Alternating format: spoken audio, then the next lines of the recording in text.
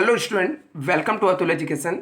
तो मुझे पता है फ्रेंड, आप लोग के पास टाइम बहुत कम है, तो हम लोग थोड़ा रैपिड रिवीजन कर रहे हैं, जिसके अंदर मैं आपको एडमिशन ऑफ पार्टनर्स का रैपिड रिवीजन करा देता हूँ कि एडमिशन ऑफ पार्टनर्स के कैसे रैपिड रिवीजन होता है। ठीक है, तो उसका क्या क्या चीज़ें हैं, कुछ इंपॉर्टेंट पॉइंट्स बता देता हूँ।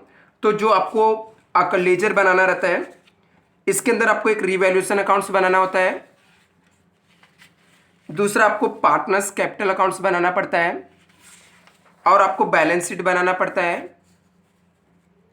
और कैश बैंक। तो आपको करना क्या है, आपको देखना है कि यदि असेट्स इंक्रीज हुआ, यदि आपको एडजस्टमेंट के अंदर, ठीक है, सबसे पहला काम क्या करना है, एडजस्टमेंट के अंदर के सबसे पहले आपको क्या करना है, जो भी आपको ट्रायल बैलेंस दिया रहेगा ना, उसका सिंपल सा पोस्टिंग कर देना है। पोस्टिंग कैसे करना है वो मैंने ऑलरेडी आपको शॉर्टकट सिखाया था, एक बार मैं बता भी देता हूँ।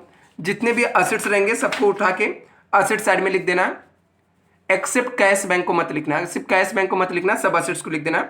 जिसके ऊपर एडजस्टमेंट रहेगा उसके नीचे एक लाइन छोड़ देना। ऐसे जो लायबिलिटीज रहेगा उसको लायबिलिटीज को लायबिलिटीज में लिख देना, किसी के ऊपर एडजस्टमेंट रहेगा एक लाइन छोड़ देना। यहाँ पर कैश बैंक को कैश बैंक के डेबिट साइड में जाकर लिख देना, टू बैलेंस ब्रॉट डाउन। और कैपिटल, यदि पार्टनर्स कैपिटल आपको दिया रहेगा, वो दिया ही रहेगा, तो जो पहले के पार्टनर्स रहेंगे उनका capital by balance brought down opening balance लिख के ओल्ड पार्टनर का लिख देना।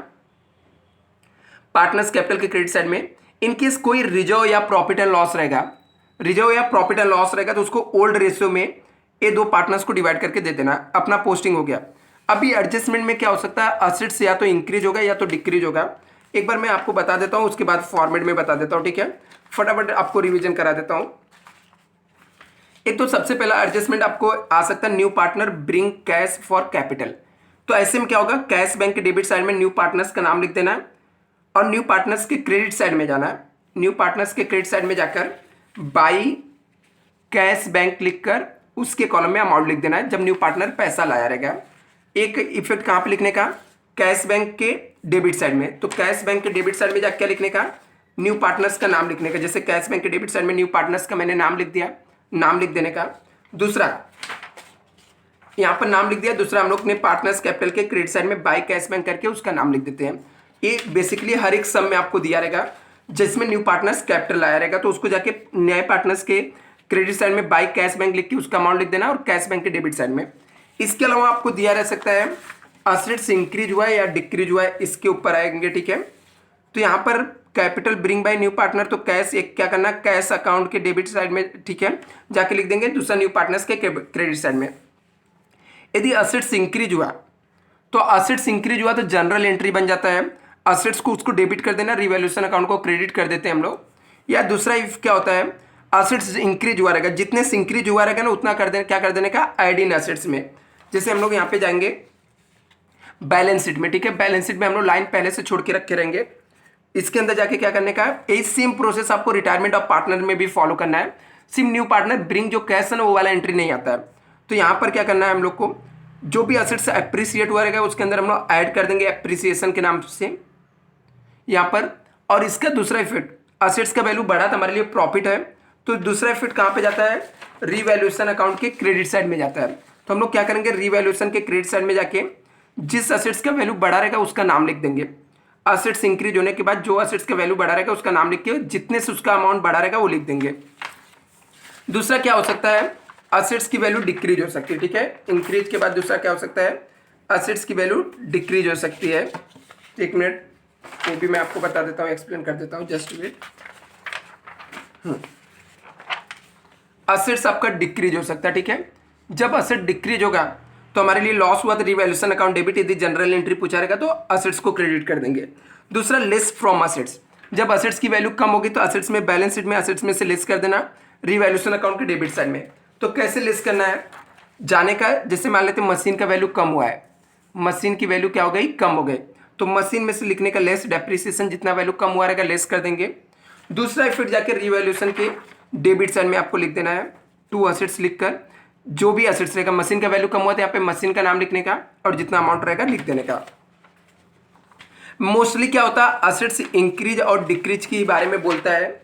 इसके अलावा आपको दे सकता है कि लायबिलिटीज इंक्रीज, यदि लायबिलिटीज इंक्रीज जो सेम प्रोसेस फॉलो करना है, लायबिलिटीज बढ़ गया तो हमारे लिए लॉस होता है, रिवैल्यूएशन अकाउंट डेबिट हो जाएगा, टू लायबिलिटीज क्रेडिट हो जाएगा, जनरल एंट्री पूछा रहेगा, अदरवाइज ऐड कर देना, उस लाइबिलिटीज के अंदर ऐड कर देना। फिर यदि हम लोग को कोई लाइबिलिटीज बड़ी रहेगी तो उसके अंदर हम लोग जाके ऐड कर देंगे, दूसरा रिवैल्यूएशन अकाउंट के डेबिट साइड में लिख देंगे। कहाँ पे लिख देंगे? डेबिट साइड में। यदि बढ़ा रहेगा तो डेबिट साइड में। यदि लाइबिलिटीज आपकी कम हो गई तो ये क्या करना, लेस कर देना उस लाइबिलिटीज में से जितने से कम हुआ रहेगा, दूसरा रिवैल्यूएशन अकाउंट के क्रेडिट साइड में। तो जैसे यहाँ पे मान लो क्रेडिटर की वैल्यू कम हो गई तो मैं जाके क्या करूँगा, लेस राइट अप लिख कर उसको अमाउंट लेस कर देंगे। दूसरा हम लोग जाके रिवैल्यूएशन अकाउंट के कम हुआ तो क्रेडिट साइड में लिख देंगे, जो भी लाइबिलिटीज रहेगा क्रेडिटर का नाम लिख के जितने से कम हुआ रहेगा उसका अमाउंट क्रेडिट साइड में लिख देंगे। समझा? इसके अलावा फिर हम लोग को क्या दे सकता है, आपको कभी कभी नए आइटम कुछ आ सकते हैं, जैसे आपको रिकॉर्डिंग अनरिकॉर्डेड एसेट्स, कुछ अनरिकॉर्डेड एसेट्स रहेगा जो पहले से दिया नहीं है। तो ऐसे में जब हम लोग को एसेट्स रिकॉर्ड करेंगे तो क्या करना है, एक बैलेंस शीट के एसेट साइड में लिख देना है, दूसरा रिवैल्यूएशन के क्रेडिट साइड में, क्योंकि प्रॉफिट हो गया। जनरल एंट्री पूछा रहेगा तो assets account debit to profit and loss adjustment कर देना।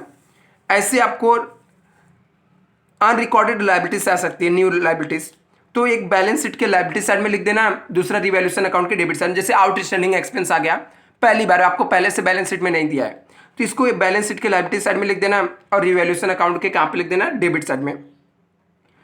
इसके बाद ट्रांसफर, जो भी हम लोग का यदि एंट्री पूछा रहेगा तो जो भी हम लोग ट्रांसफर करते हैं, ठीक है, इसके प्रॉफिट एंड लॉस लास्ट में आता है तो उसका एंट्री बन जाता है revaluation account debit to partners capital, loss हुआ तो उल्टा होता है partners account debit to revaluation.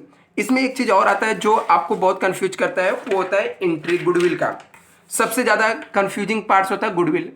तो यदि आपको गुडविल बोला रहेगा, गुडविल रेज्ड अकाउंट ओपन ऐसा वर्ड आया रहेगा, ठीक है, goodwill raise account open valuation, तो आपका एंट्री बन जाता है goodwill account debit to old partner.